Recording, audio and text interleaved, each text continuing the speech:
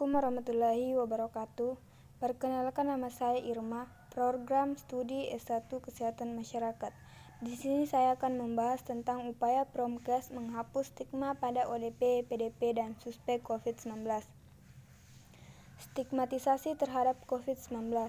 Kementerian Kesehatan menyatakan bahwa stigmatisasi atau pencirian negatif pada seseorang dari individu atau kelompok masyarakat terhadap tenaga kesehatan atau pasien COVID-19 berkontribusi pada tingginya angka kematian akibat penyakit yang disebabkan oleh virus corona tipe baru tersebut.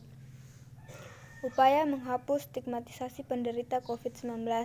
Berikut langkah melawan stigma negatif tentang virus corona yang dirangkum dari siaran langsung yang dilakukan oleh beberapa faktor dan dinas kesehatan setempat.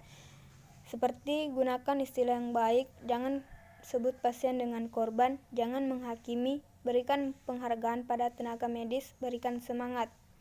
Upaya pemberdayaan masyarakat dalam menghapus stigma pada ODP, PDP, dan suspek COVID-19. Tahapan pemberdayaan masyarakat dalam pencegahan COVID-19, pendapatan kesehatan warga di RT, RW, atau desa.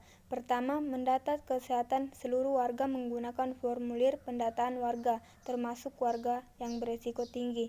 Kedua, mendata warga yang keluar dan masuk di wilayahnya.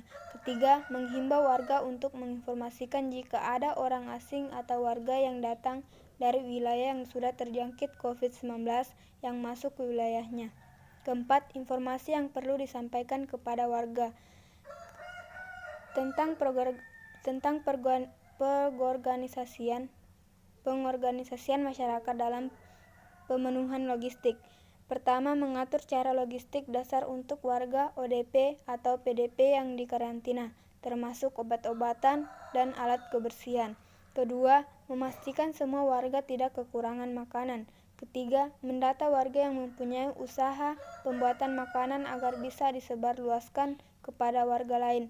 Keempat, membentuk lumbung desa untuk menyimpan cadangan logistik bagi warga, sembako, makanan kalengan, dan alat kebersihan.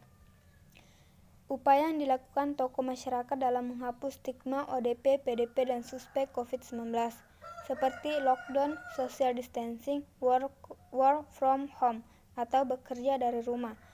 Upaya pengambilan kebijakan dalam menghapus stigma ODP, PDP, dan suspek COVID-19.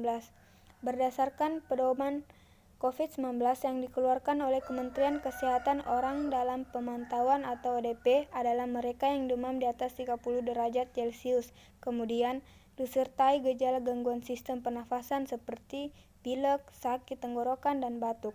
Kemudian ada juga istilah suspek. Nah, menurut pedoman COVID-19 keluaran Kementerian Kesehatan, istilah suspek saat merujuk pada mereka yang masuk kategori PDP.